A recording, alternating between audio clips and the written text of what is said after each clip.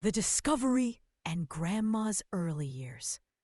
Tonight, I need to share something that has been sitting heavy in my heart for months now.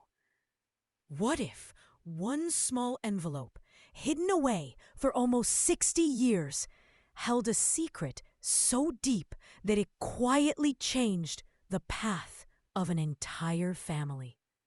What if the woman we all called Grandma, the one who baked apple pies on Sundays, who listened without judgment, who seemed to carry the world with gentle hands, had carried a regret so private that she never spoke it out loud? Not once, not to anyone. I found the letter on a quiet autumn evening last year. The house was empty. Rain was falling softly against the windows, and I had gone up to the attic to sort through some of Grandma's things. She had passed away peacefully just 6 months earlier, at 92. We all thought we knew her completely, but that day, tucked inside an old shoebox full of faded photographs and birthday cards, I found a single envelope. It was yellowed, the edges soft from time. No stamp, no address, just her careful handwriting on the front. To my dearest sister, Ellie. My fingers trembled as I held it. Grandma had never mentioned an unsent letter. She had spoken of Ellie, of course, her younger sister, but always with a faraway look, like she was talking about someone from a dream. We knew they had grown apart. We knew visits stopped long before I was born. But we never knew why. Not really. I sat down on the dusty attic floor, the rain drumming above me, and I opened the envelope. The paper inside was thin, almost fragile. The ink had faded a little, but her words were still clear. "Dear Ellie," it began. "There are things I need to say to you that I have left unsaid for far too long. Things I should have said the day we stood at Mom's grave. Things I should have said years before that. I am sorry. I am so sorry." I felt my throat tighten as I read those first lines. Grandma apologizing? For what? She had always been the one who forgave everyone else. The one who said, holding on to hurt only hurts you more. Yet here she was, carrying hurt of her own, heavy enough to write it down, but never brave enough, or maybe too afraid, to send it. I read on, slowly, letting each sentence settle in my chest. The letter was long. It poured out memories of their childhood, of shared secrets, of promises made under the big oak tree behind their farmhouse. It spoke of small misunderstandings that grew into walls. It spoke of pride, of fear, of love that never went away, even when everything else did. By the time I finished reading, tears were running down my face. I sat there in the dim light of the attic bulb, holding the letter against my heart, feeling like I had just met a part of Grandma I never knew existed. The strong, quiet woman who raised my mother, who held our family together through hard times, had lived with this quiet ache for decades, and none of us had seen it. Let me take you back now, the way Grandma used to take us back when she told stories. She would sit in her rocking chair by the window, a cup of tea in her hands, and her voice would go soft and slow, like she was turning the pages of an old picture book. Grandma was born Margaret Ann Harper in 1932 in a small farming town in Illinois. Everyone called her Maggie from the day she came home from the hospital. She was the older sister by 3 years. Ellie came along in 1935, a surprise baby with bright eyes and a loud cry that made their father laugh out loud for the first time in months. Their childhood home was a white farmhouse with green shutters, set back from a dirt road that turned to mud every spring. There was a big kitchen that always smelled of bread or stew. There was a barn where they fed chickens before school.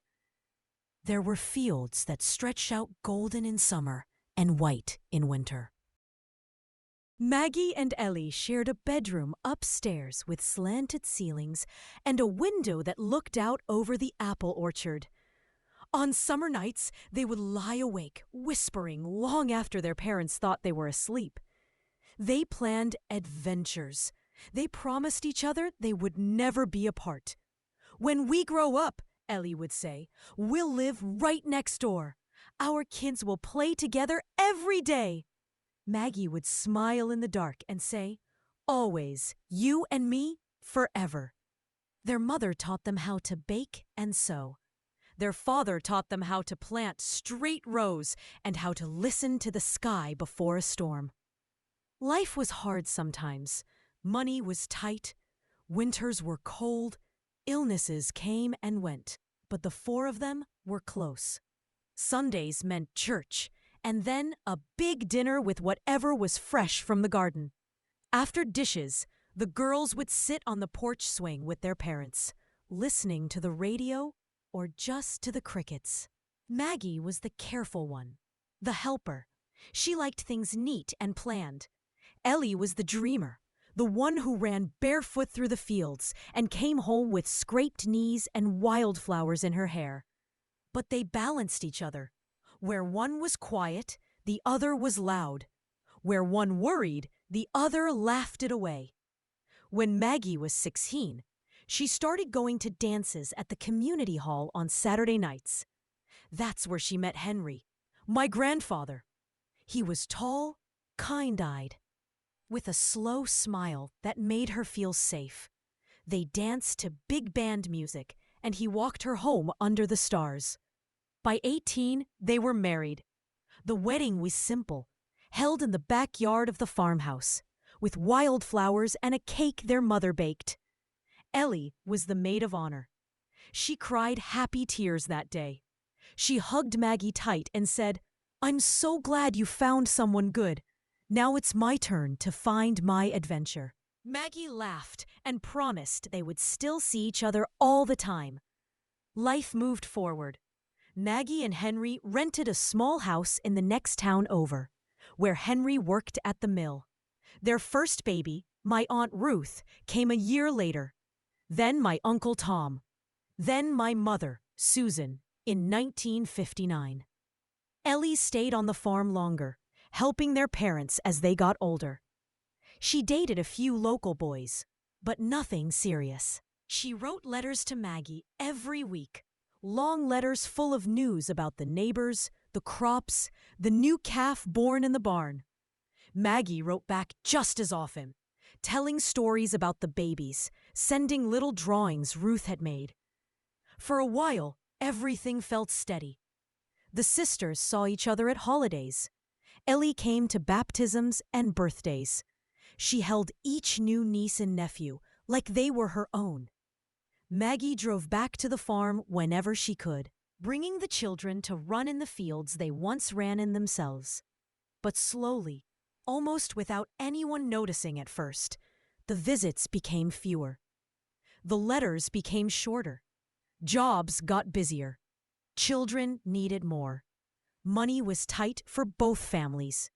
A missed Thanksgiving here, a postponed summer trip there.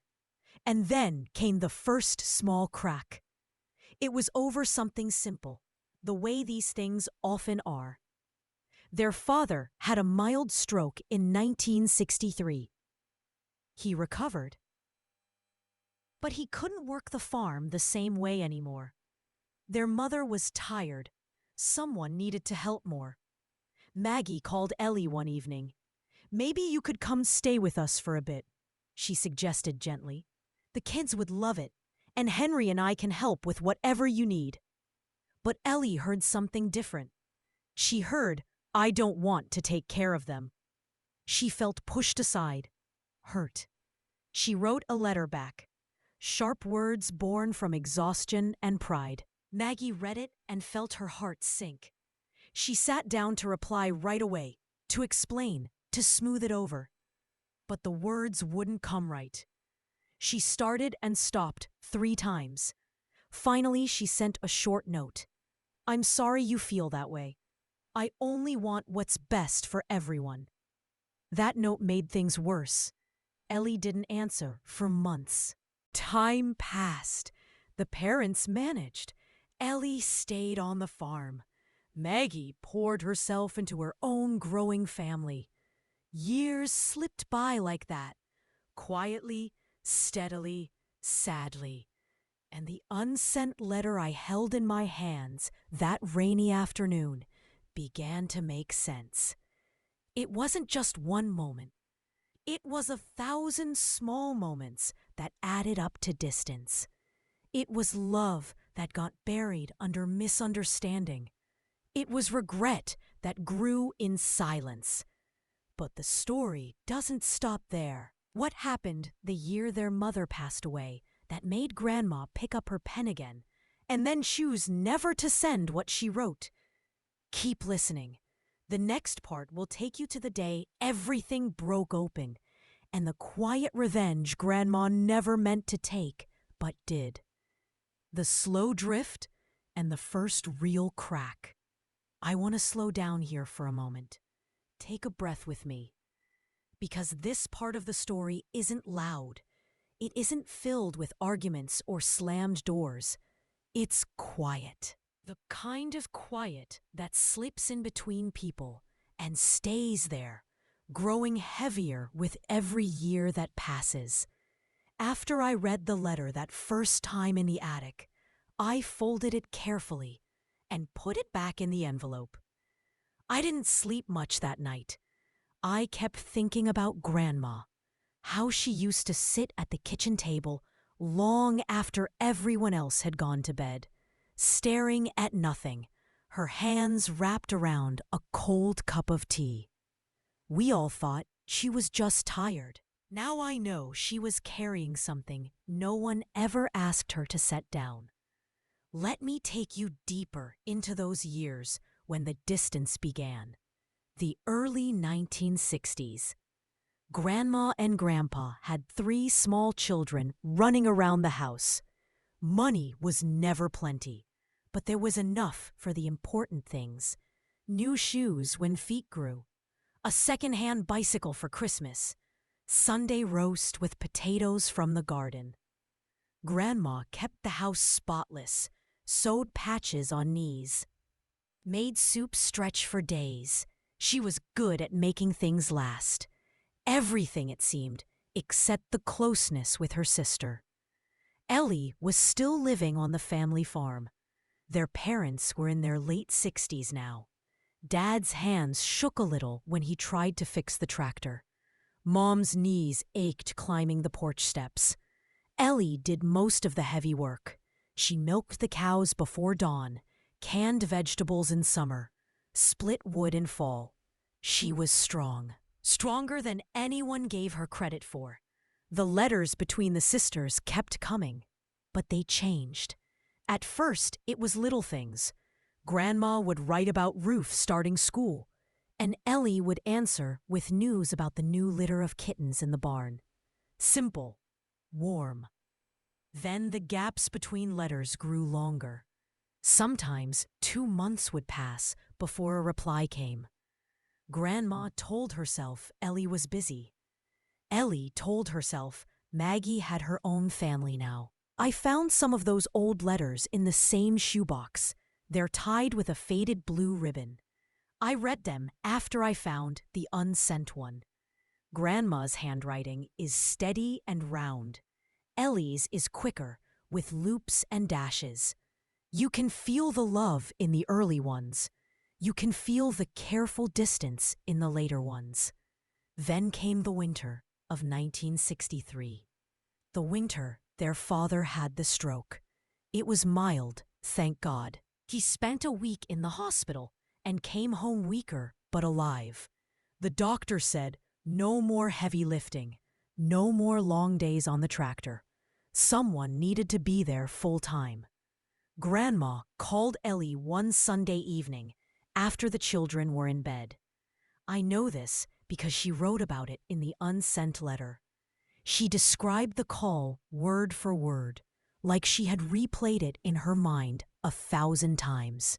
"Maggie?" Ellie answered, sounding out of breath. "Ellie, it's me. How's Dad today?" "Better.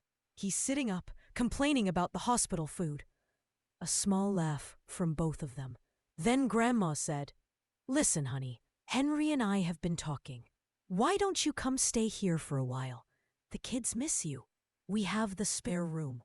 You could rest a bit, and we'd all help with whatever needs doing back home." Silence on the line. Long silence. Then Ellie's voice, thin and tight. "So you think I can't manage on my own?" "No, Ellie, that's not. You think I should just leave Mom and Dad and come live with you like some charity case?" "Ellie, please, I only meant I've been here every single day, Maggie. Every day while you're off in town with your perfect little family." Click. The line went dead. Grandma stood there, holding the receiver, long after the dial tone started. Grandpa found her like that. He didn't ask what happened. He just took the phone from her hand and led her to the sofa. She cried quietly into his shoulder. Not loud sobs, just tears that kept coming and coming. She sat down the next day to write a letter explaining. She wrote 3 pages. She told Ellie she was proud of her, that she never meant to hurt her, that she only wanted to share the load. But when she read it back, it sounded like excuses. She tore it up. She tried again the next week. Same thing. In the end, she sent a short note. "I'm sorry you feel that way. I love you. Call when you're ready." Ellie never called. The next letter from the farm came 2 months later. It was polite, cool. No warmth left in the words. Grandma carried that phone call like a stone in her pocket for the rest of her life. She told herself Ellie would cool down, that time would fix it. But time has a way of hardening things if you leave them alone. The children grew. Ruth started high school. Tom joined Little League. My mom learned to walk and talk and ask 1,000 questions a day. Grandma smiled through all of it. She baked cookies for school events. She sat in the bleachers cheering. She was there for every moment.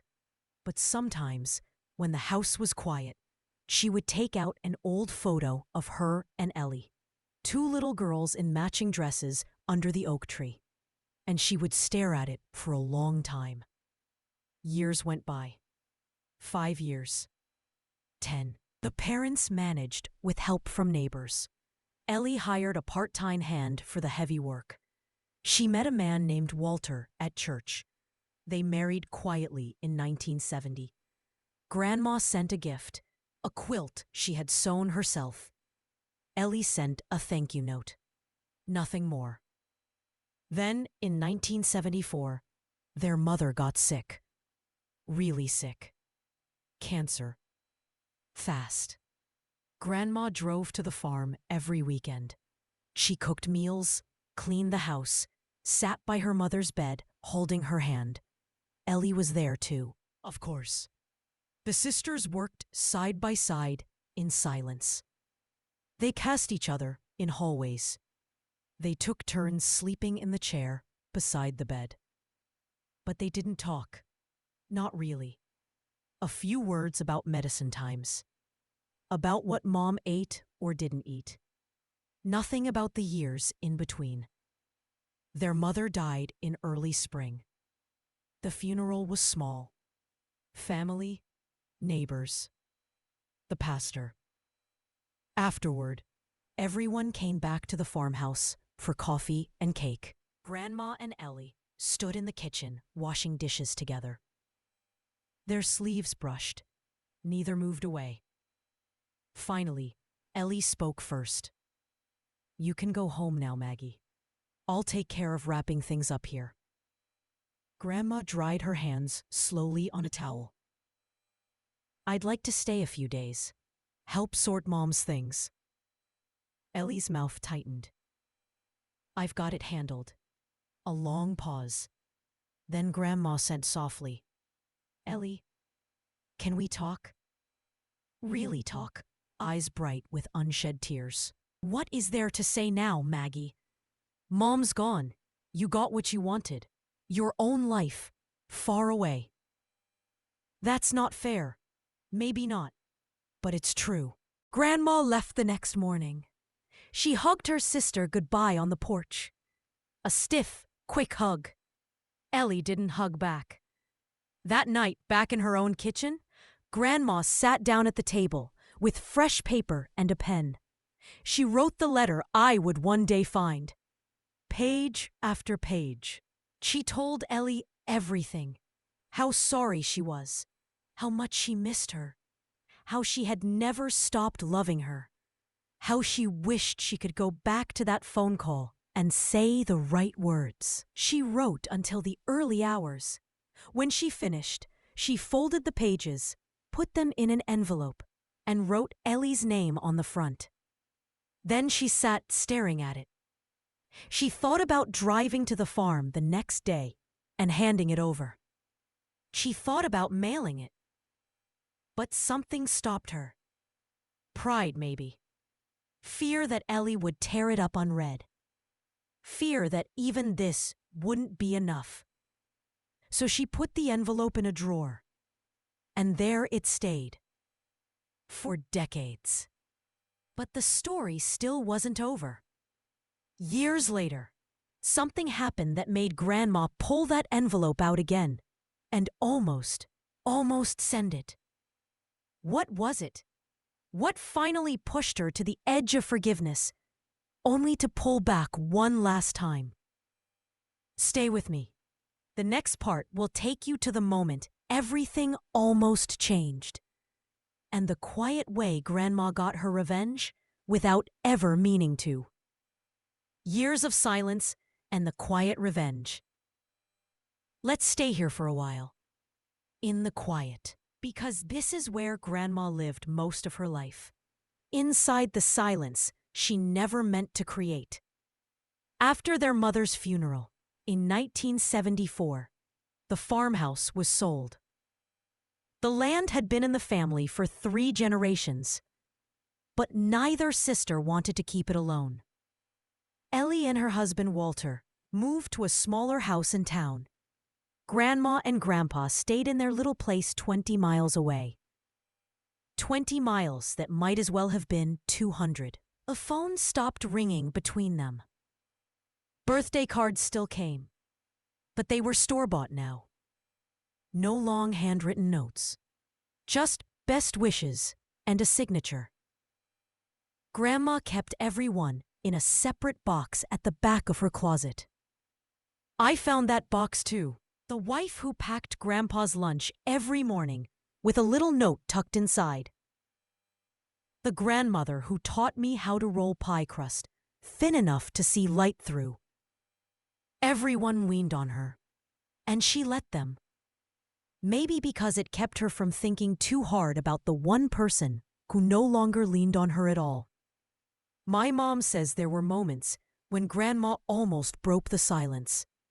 Like the Christmas of 1980.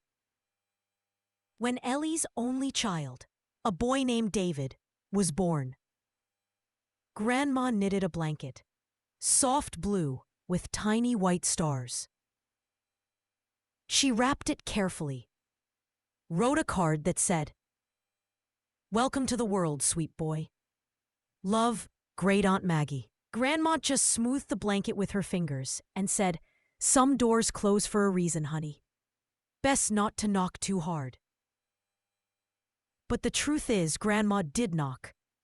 In her own quiet way. She just never let anyone hear it. The years kept rolling on.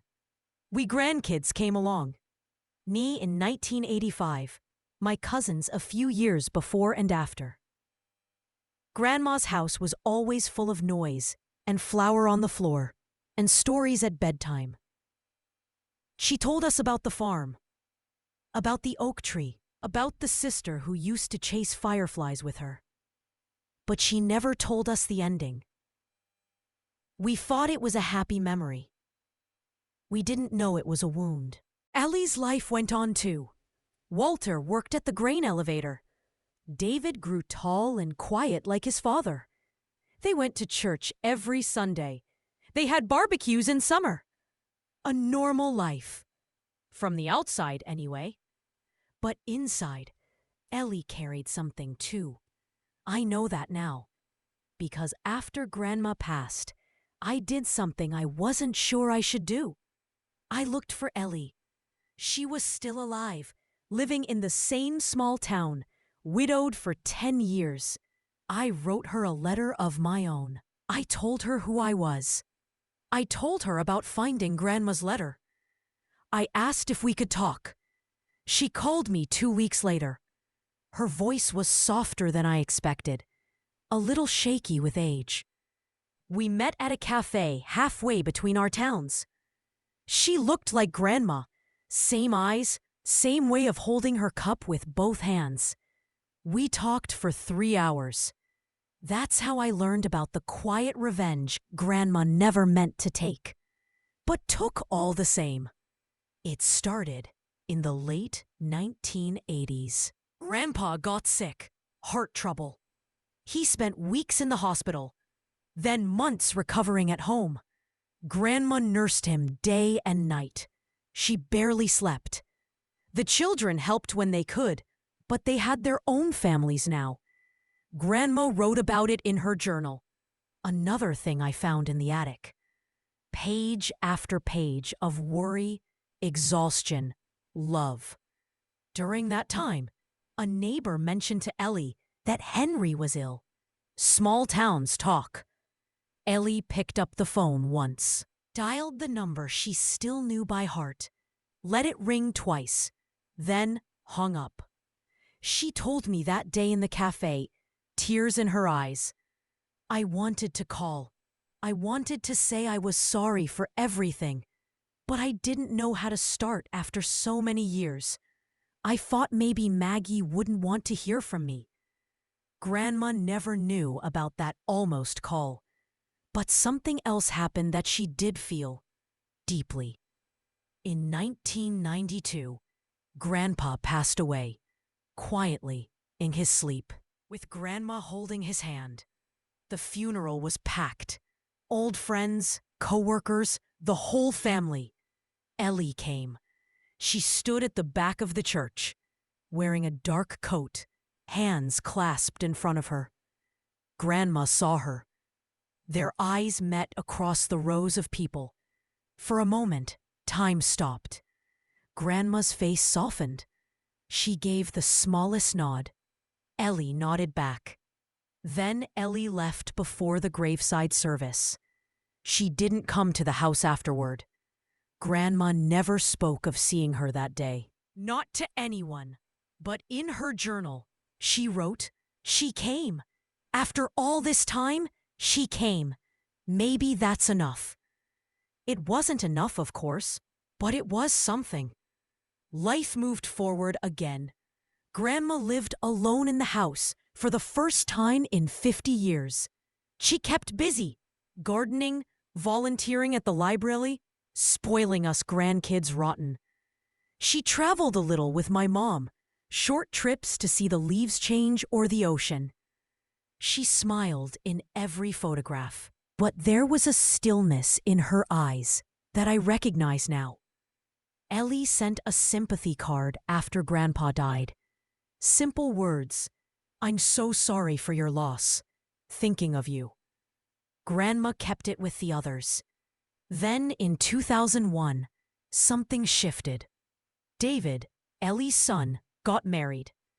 Ellie sent an invitation to Grandma.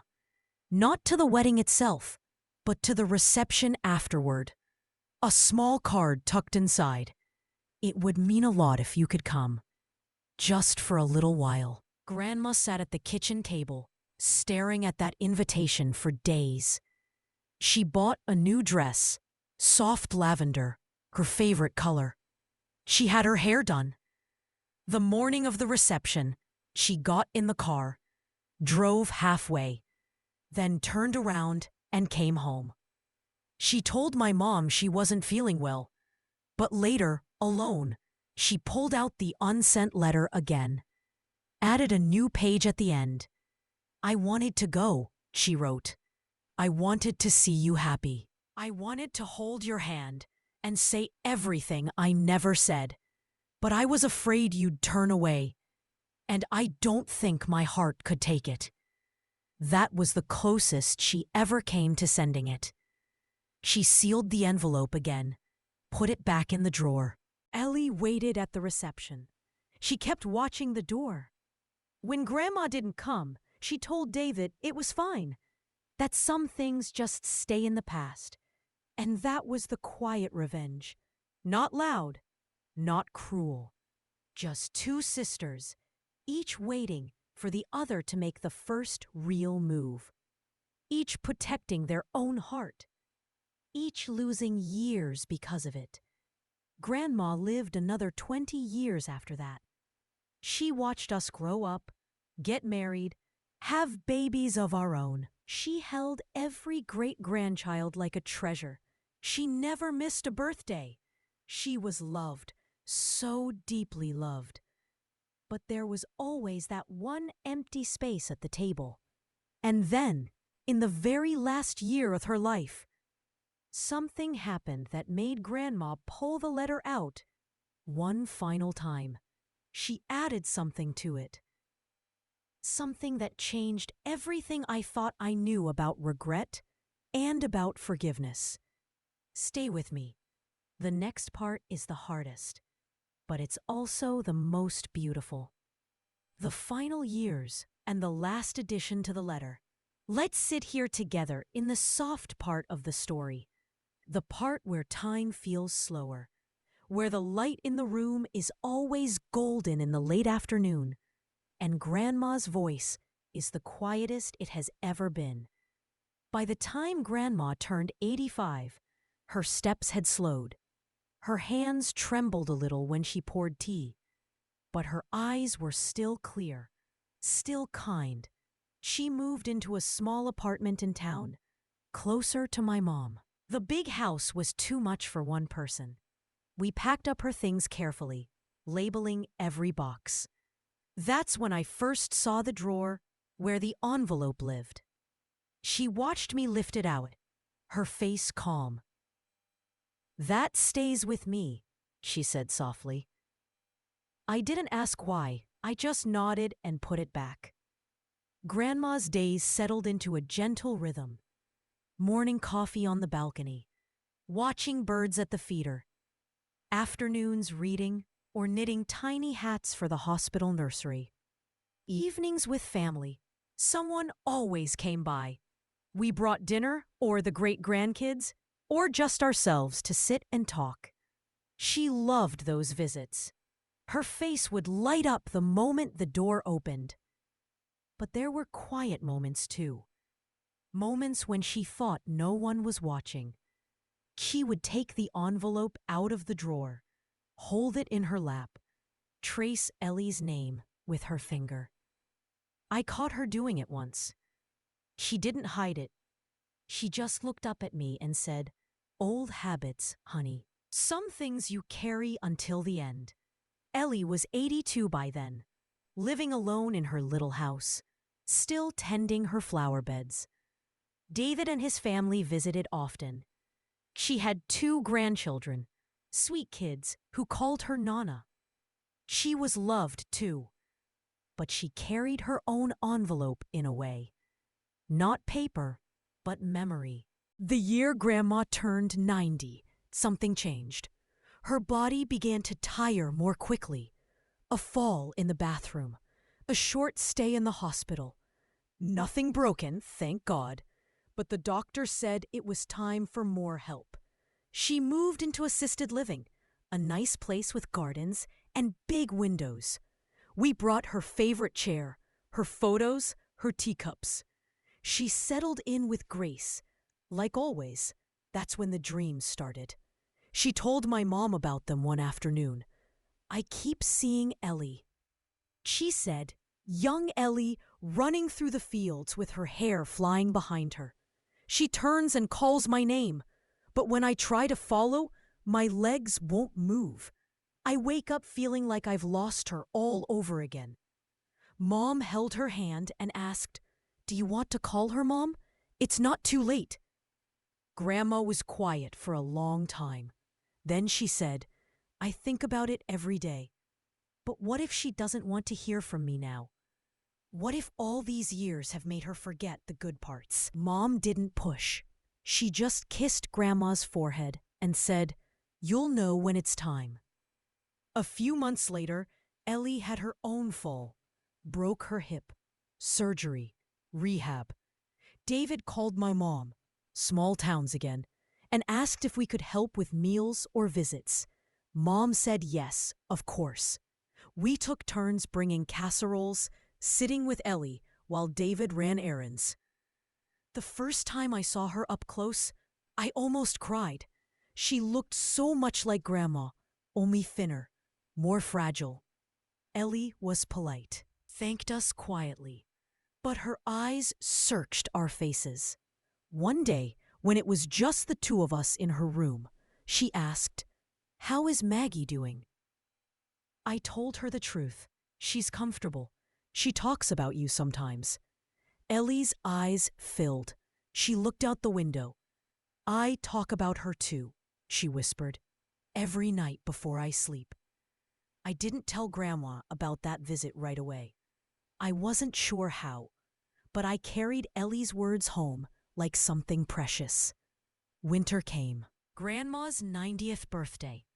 We had a small party in the dining room. Balloons, cake, all the great-grandkids singing off-key. She smiled through it all, but she tired quickly. That night, after everyone left, she asked me to stay a little longer. She was in her recliner, blanket over her knees, the envelope in her hands again.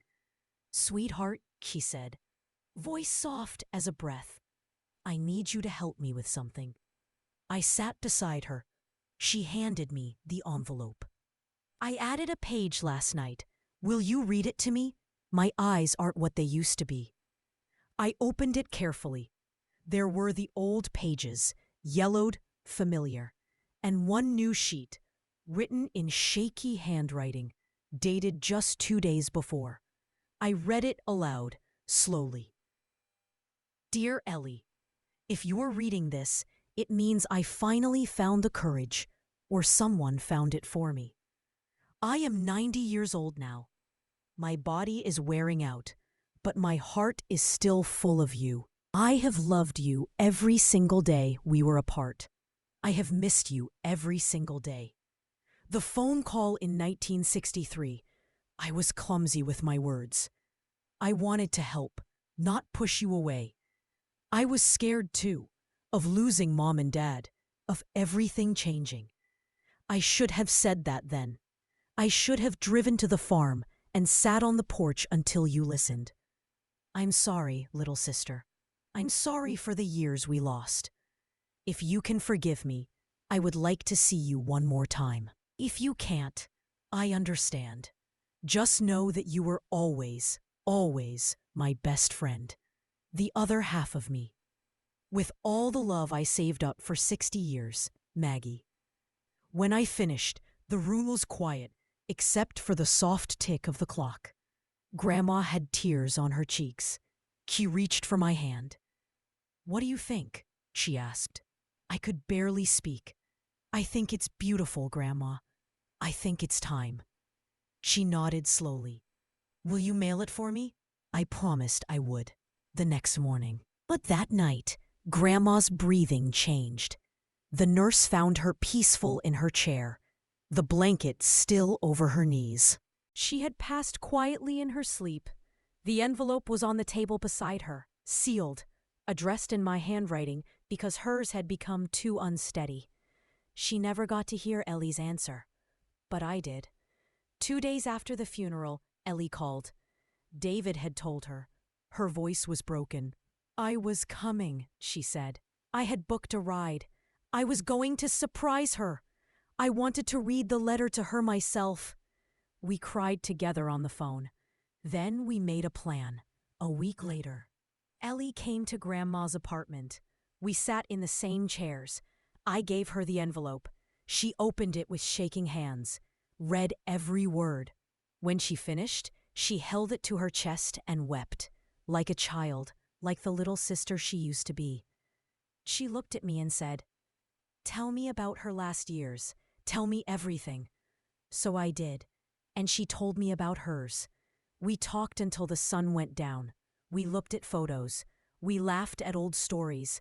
We cried over the lost time. Ellie comes to family gatherings now. She sits in Grandma's chair. She tells the great-grandkids about the oak tree and the fireflies. She wears Grandma's favorite sweater on cold days. The regret didn't disappear. It never will. But it softened. It turned into something gentler. Gratitude for the love that lasted, even through silence. And one more thing happened after Ellie read the letter. Something Grandma had hidden even from the pages. Something that proved she had forgiven long ago, in her own quiet way. It's waiting in the final part. Stay with me just a little longer.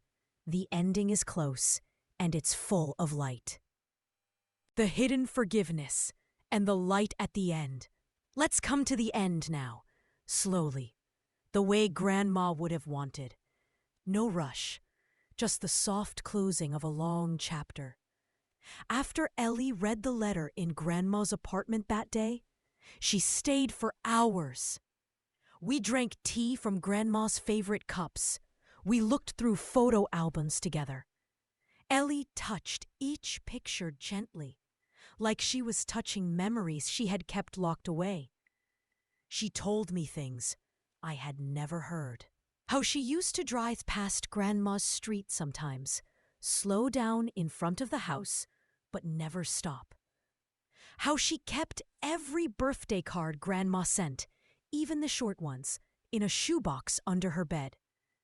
How she named her garden roses Maggie, because they were strong and quiet and bloomed no matter what. Then she reached into her purse and pulled out a small tin box, the kind that once held cookies. She opened it carefully. Inside were folded papers, yellowed like Grandma's letter. She handed them to me. "These are mine," she said. "Letters I wrote to Maggie, but never sent. I started after Mom died, kept adding to them over the years. There were 12 letters in all, one every 5 years or so, some short, some long, all full of the same quiet ache. The first one from 1975. Dear Maggie, I miss you today more than yesterday. I was wrong to push you away.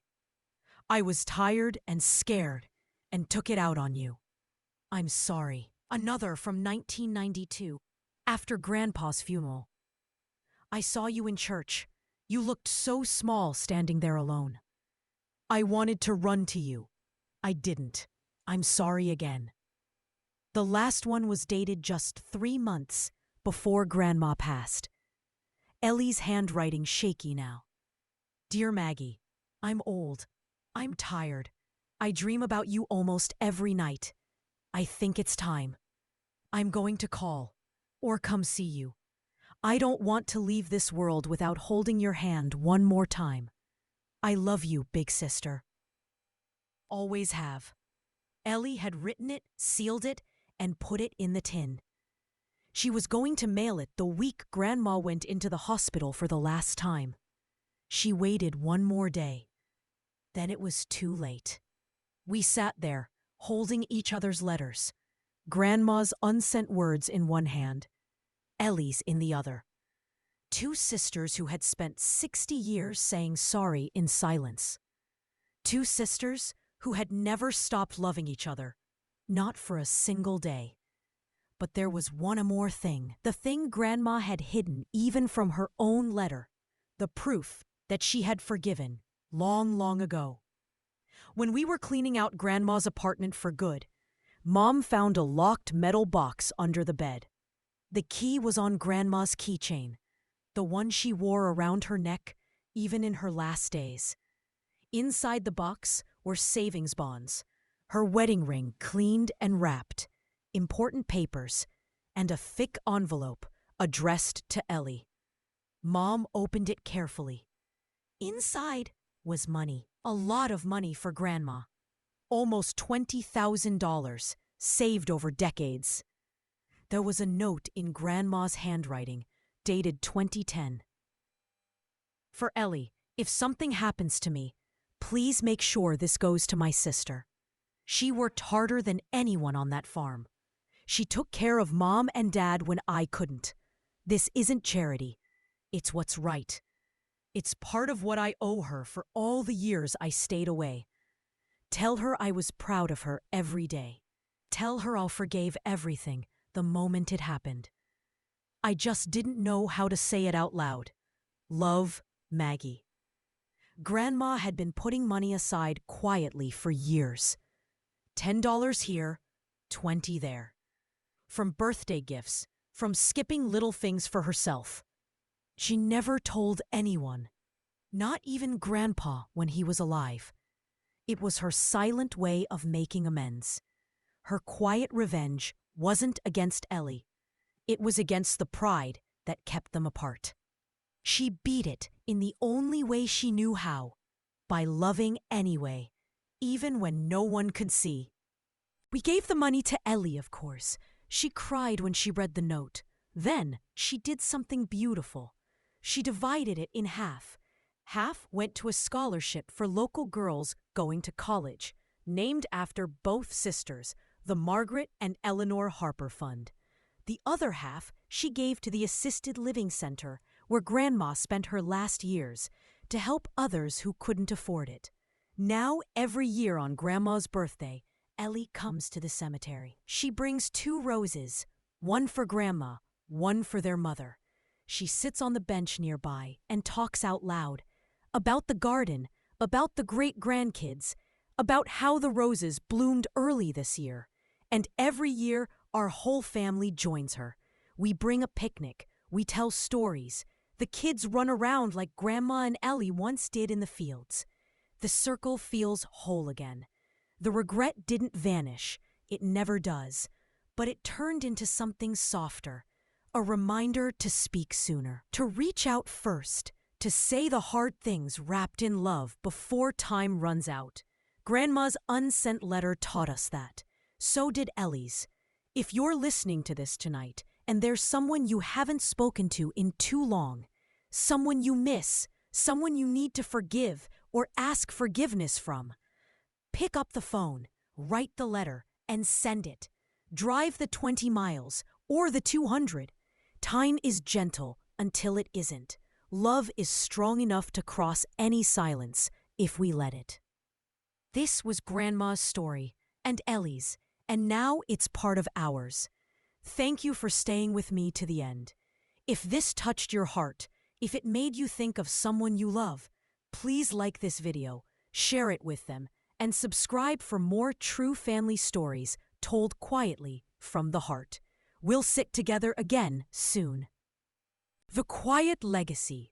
What remains when the words finally stop? Let's take one last slow breath together. Feel the stillness.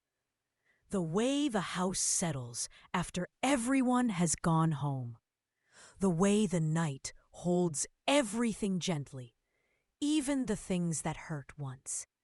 This isn't really the end. Stories like Grandma's don't end.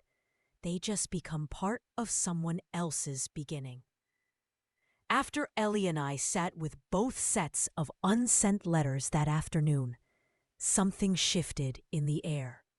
Not loud, not dramatic, just lighter, like a window had been opened in a room that had been closed for 60 years. Ellie started coming around more.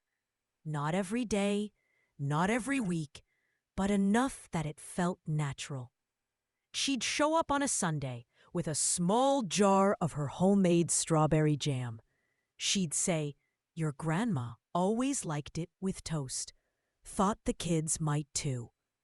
The great-grandkids called her Nana Ellie, without anyone telling them to. They climbed into her lap the same way they once climbed into Grandma's, and Ellie let them. She held them like she had been waiting her whole life to do it. We started a little tradition. Every spring, on the anniversary of their mother's passing, we go back to the old farm property. It's not ours anymore. Someone else owns it now, but the big oak tree is still there. The one Grandma and Ellie used to sit under as girls. We bring folding chairs, blankets, a thermos of tea, and a small picnic. We don't talk much at first. We just sit, listen to the wind move through the leaves, watch the kids chase each other across the field the way two little sisters once did. One year, Ellie brought a small wooden plaque she had made. Simple letters burned into the wood. Maggie and Ellie, always sisters, always here. We nailed it low on the trunk so the kids could touch it. Every time we visit now, someone runs their fingers over the letters. It's become part of the tree. And the letters, we decided not to keep them hidden anymore. Not in drawers, not in boxes. We made copies. One set stays with Ellie. One set stays with me. And one set, 2 envelopes side by side, rests in a shadow box on my living room wall. Framed behind glass so anyone who visits can read them if they want to. Most people don't. But when someone does, they usually sit quietly for a long time afterward. I read them again sometimes. Late at night when the house is asleep, I read Grandma's apologies. I read Ellie's, and I feel the same thing every time. Love doesn't need perfect timing. It just needs to be let out eventually. The scholarship fund they created together still grows every year. Girls from our small town get help with college because 2 sisters finally forgave themselves. One of the first recipients wrote us a thank you note last spring.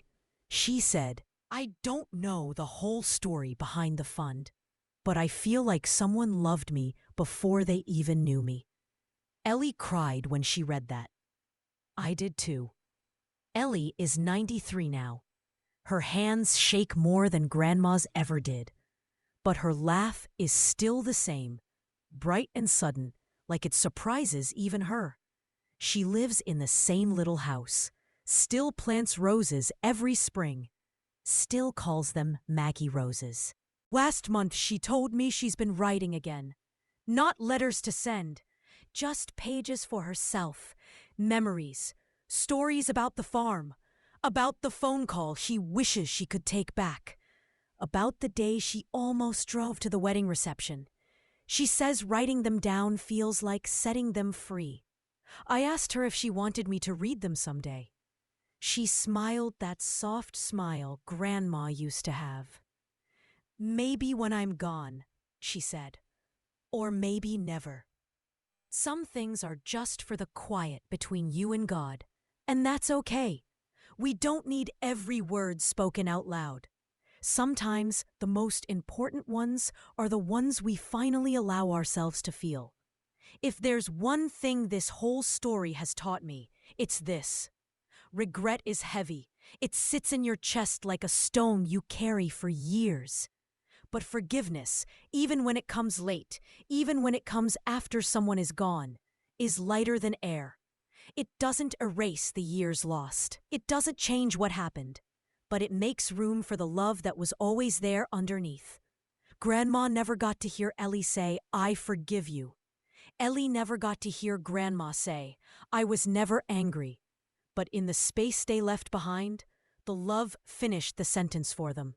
So tonight, if your heart is carrying something unsaid, if there's a sister, a brother, a parent, a friend, someone you used to talk to every day, don't wait for the perfect words. Don't wait for the perfect moment. Because perfect rarely comes. Just start. Say I miss you. Say I'm sorry. Say I still love you. Send the letter. Make the call. Drive the miles. The silence between people is loud, but it's not unbreakable.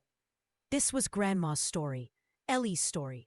A story about two sisters who loved each other more than pride, more than time, more than fear.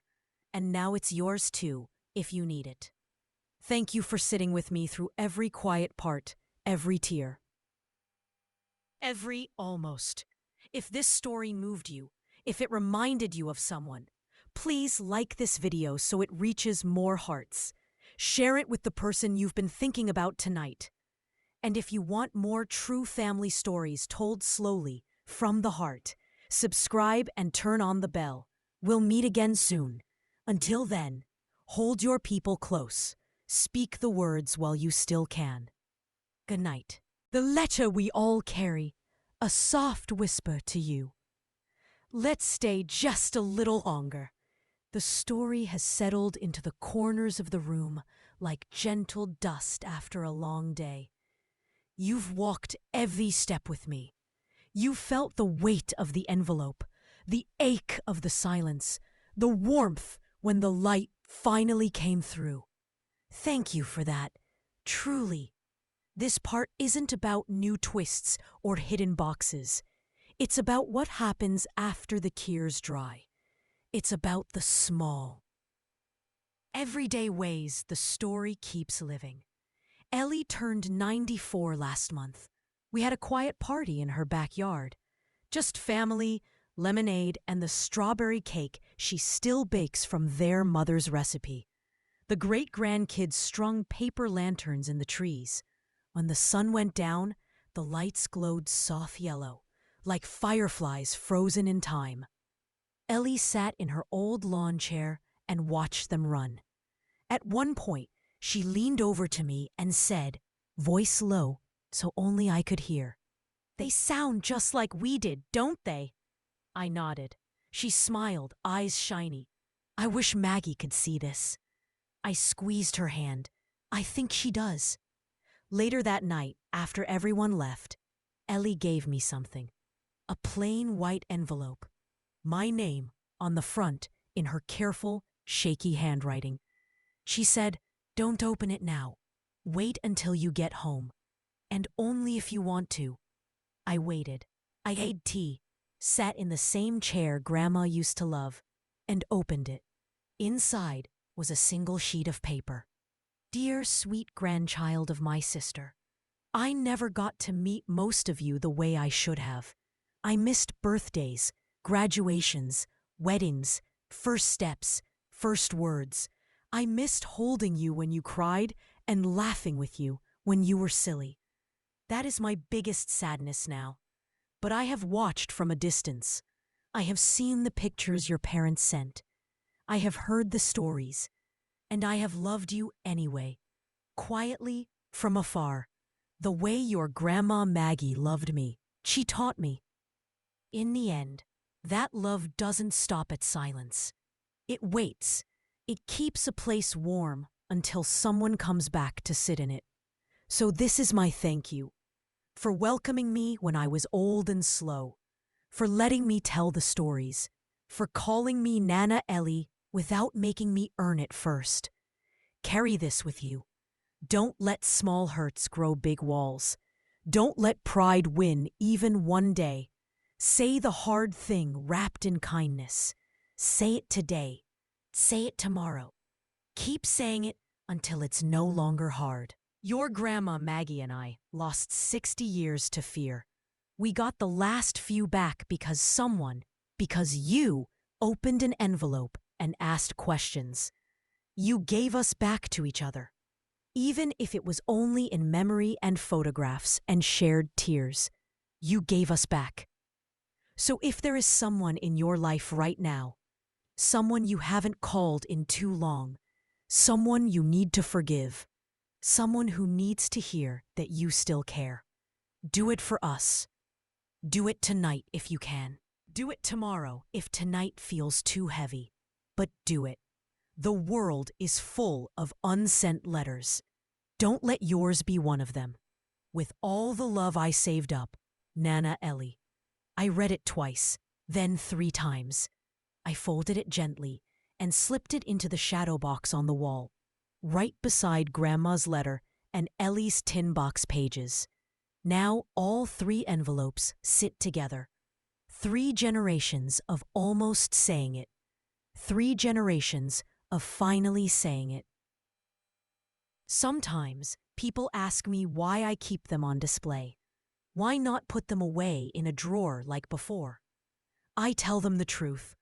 Because hiding them once cost too much. Because someone walking into my home might see them and remember their own unsent words. Because light is better than darkness, even when the story is sad. The oak tree is still standing. The plaque is still there. Every spring, we go back.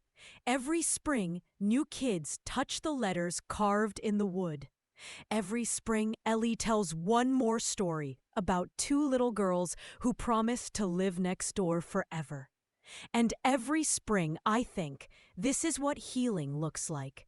Not loud, not perfect, just steady, just continuing. If you've made it here, to this quiet last part, you've carried this story with me for hours. That means something. Maybe it touched a soft spot in you. Maybe it reminded you of your own family. Maybe it gave you the small push you needed. Wherever you are tonight, I hope you feel a little less alone. I hope you feel the warmth of all the love that outlives regret. This was my true story, Grandma's story, Ellie's story, and now, in some small way, yours. If it moved you, if it made you pick up your phone or open a blank page, please like this video. Share it with someone who needs to hear it. Comment below and tell me your own unsent letter moment. I read every one. And subscribe, because there are more stories waiting, more quiet hearts to open. Until the next one, be gentle with yourself. Be gentle with the people you love. And speak the words while there's still time. Good night, friend. Sleep soft. The circle closes. One final visit to the oak tree. Let's linger here just a moment more. The house is asleep. The world outside is still. And the story, it's almost ready to rest. Last spring, something happened that I need to tell you about. Something small, but it felt like the final page turning softly in a book you never want to finish. Ellie called me early one morning. Her voice was thinner than usual, a little breathless. "I think it's time," she said. "For what, Nana Ellie?" "For the oak tree. One more time. Just you and me." She didn't have to explain. I knew. We picked a day in late May. The air was warm, the sky wide and blue, the kind of day that feels like a gift. I drove to her house. She was waiting on the porch in her light sweater, holding a small cloth bag. She got in the car slowly, carefully. We didn't talk much on the drive, just quiet music on the radio and the windows down a little, so the breeze could touch our faces. When we reached the old farm road, I parked where we always do. The field was green and waving. Wildflowers dotted the grass like someone had scattered confetti years ago and forgotten to clean it up. The oak tree stood in the middle of it all, older now, thicker, its branches reaching wider than ever. I got the folding chairs from the trunk. Ellie took the cloth bag. We walked slowly across the field. She leaned on my arm, not because she had to, but because it felt right. Halfway there, she stopped, looked around. "I can almost hear us," she whispered. "Running, laughing, planning our whole lives right here."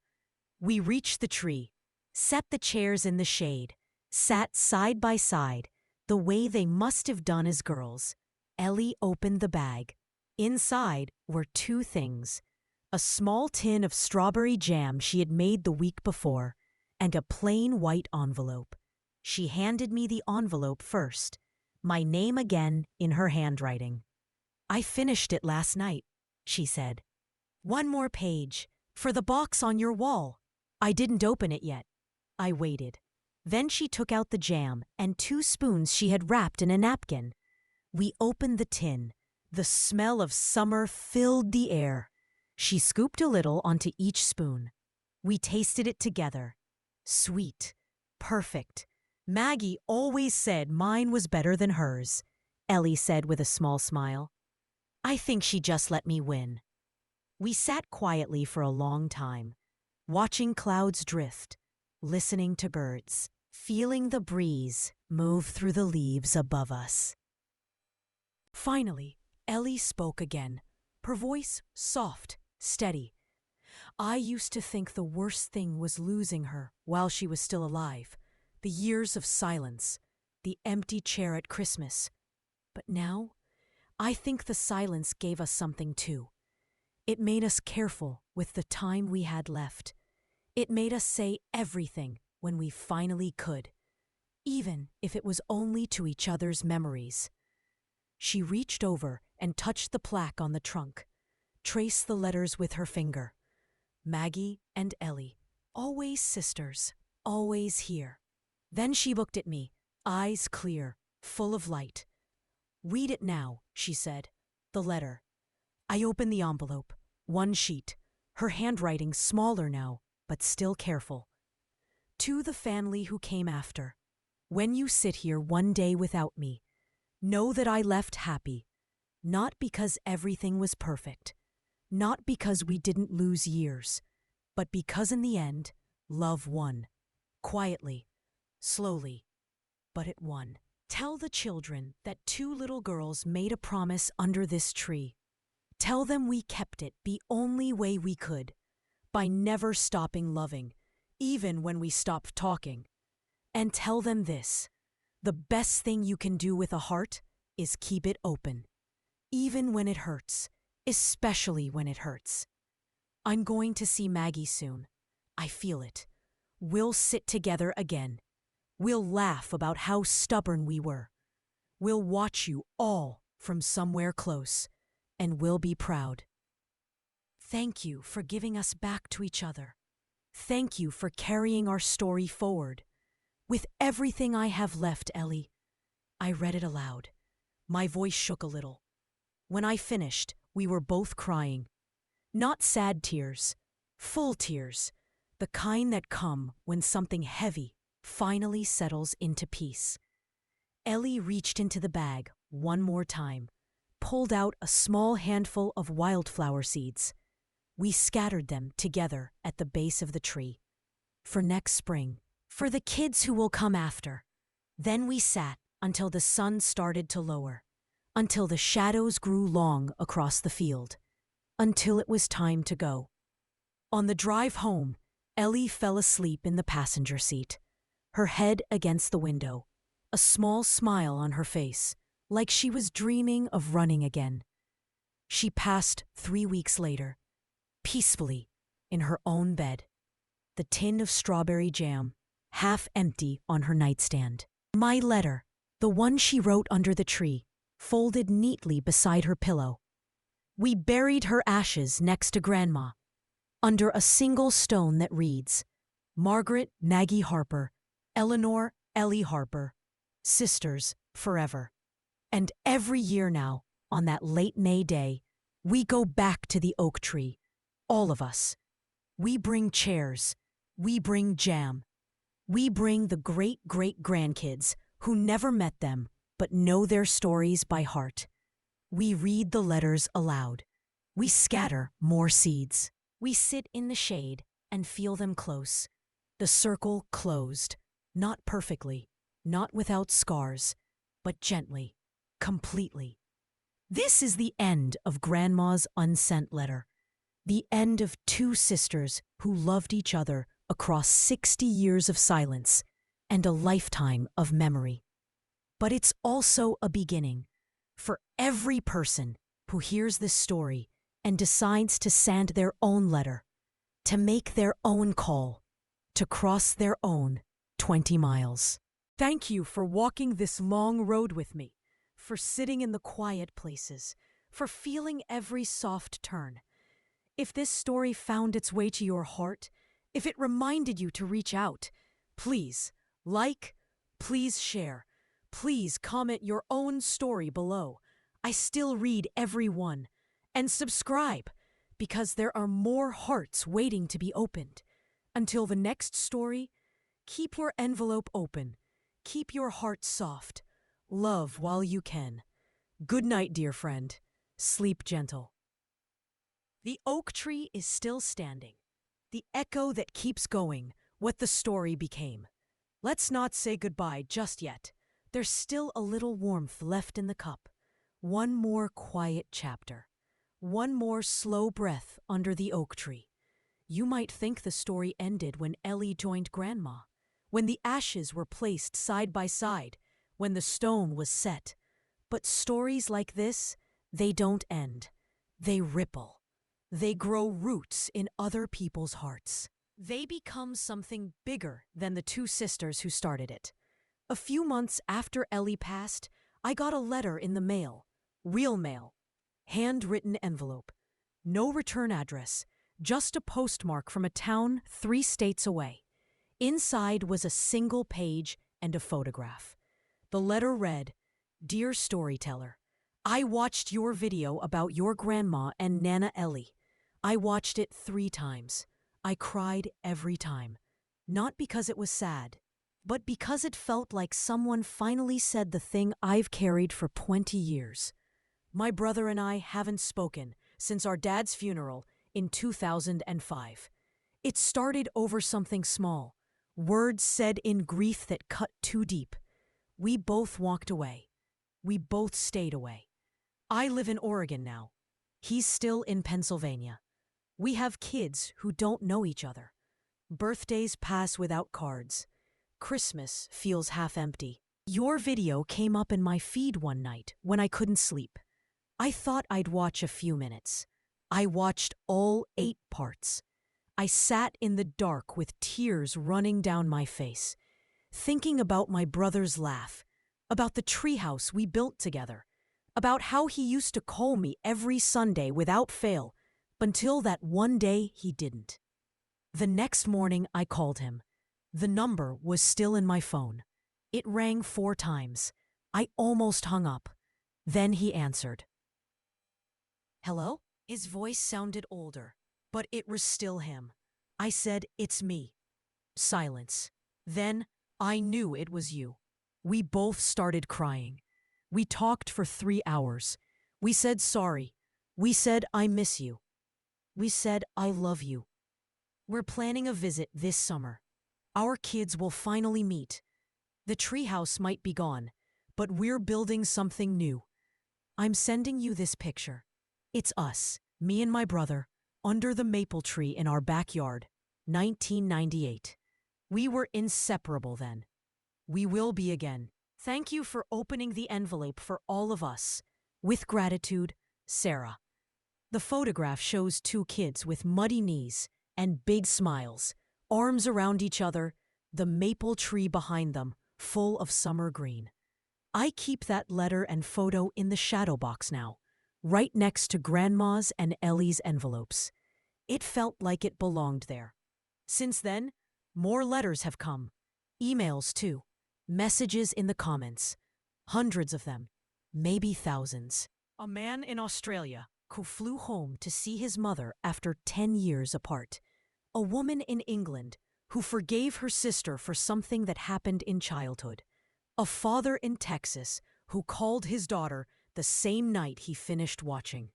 Twin brothers in Canada who met for coffee after 15 years of silence.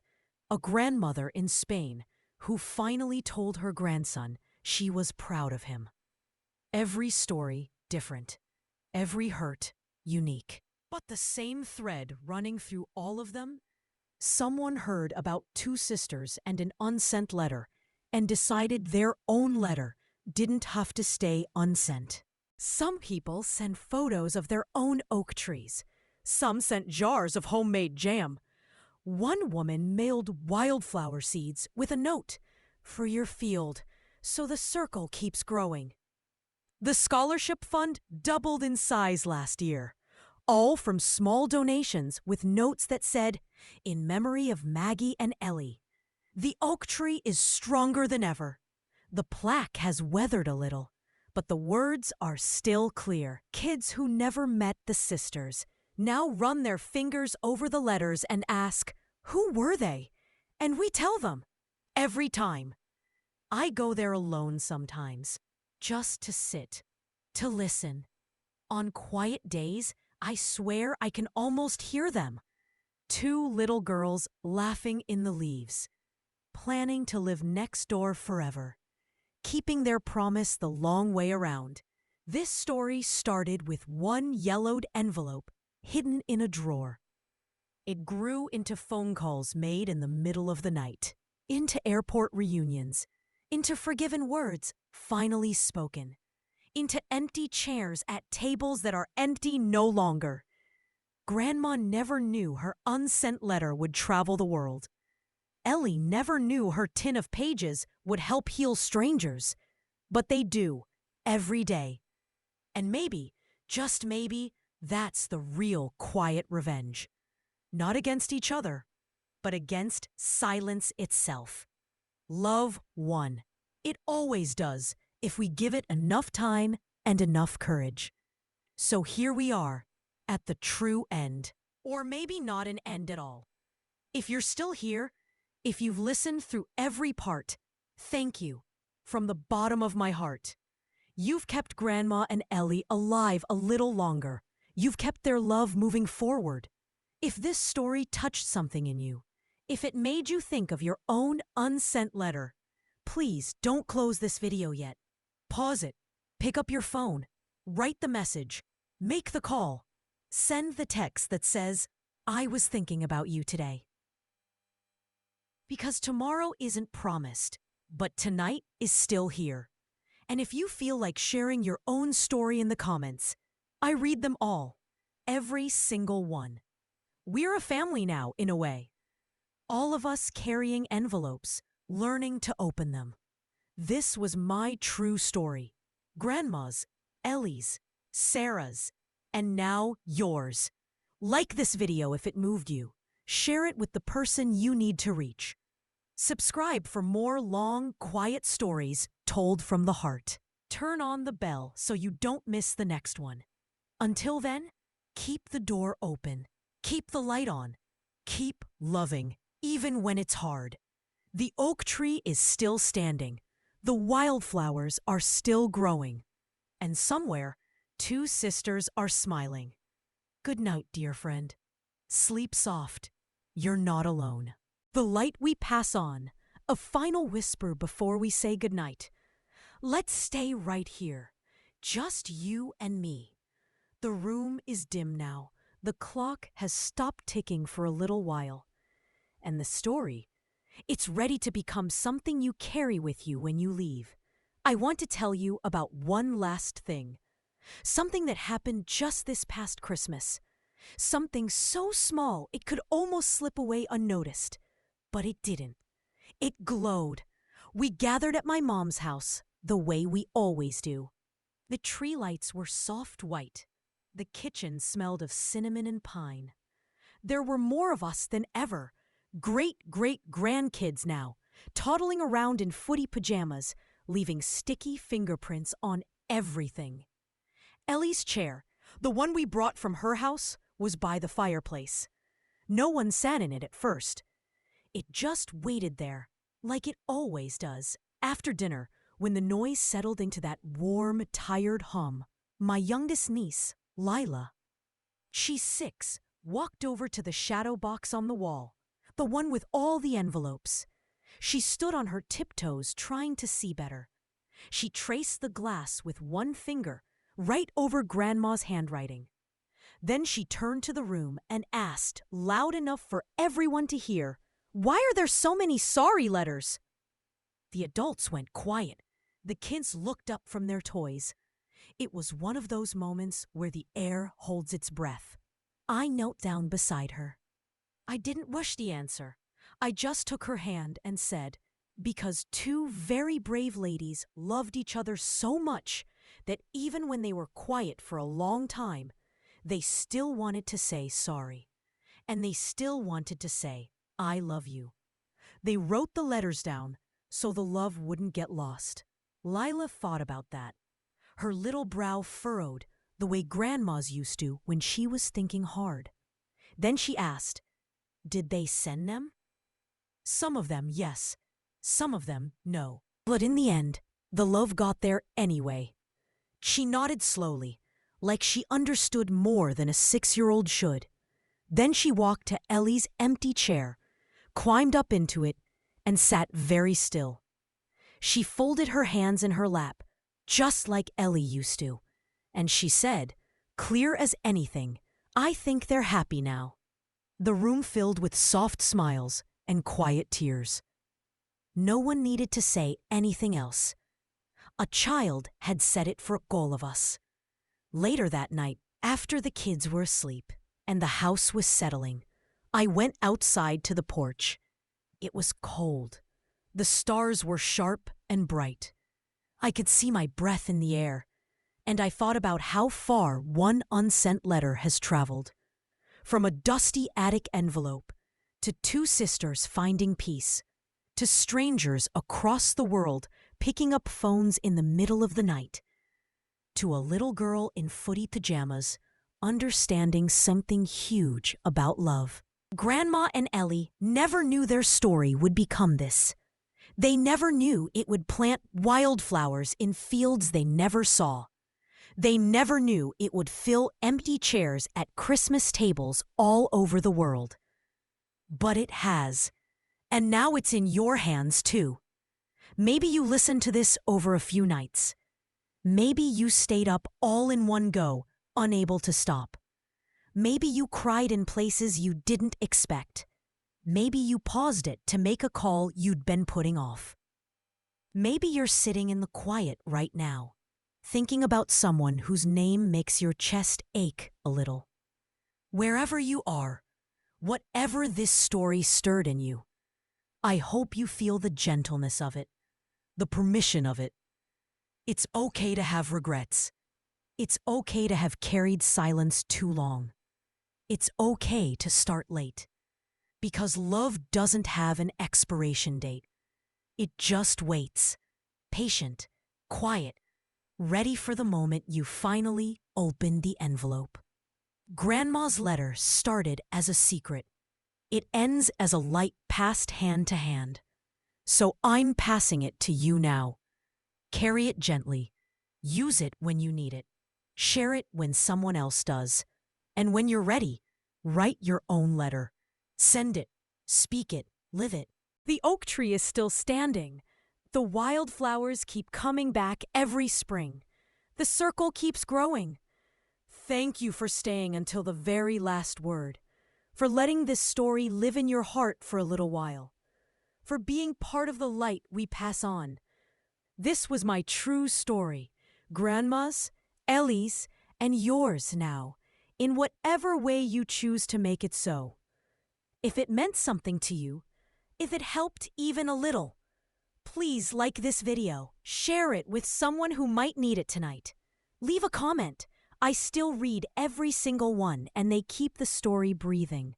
And subscribe because there are more hearts waiting, more envelopes ready to be opened.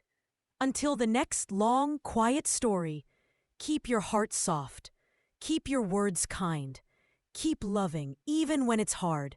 The light is brighter when we pass it on. Good night, dear friend. Sleep gentle. You are loved, more than you know.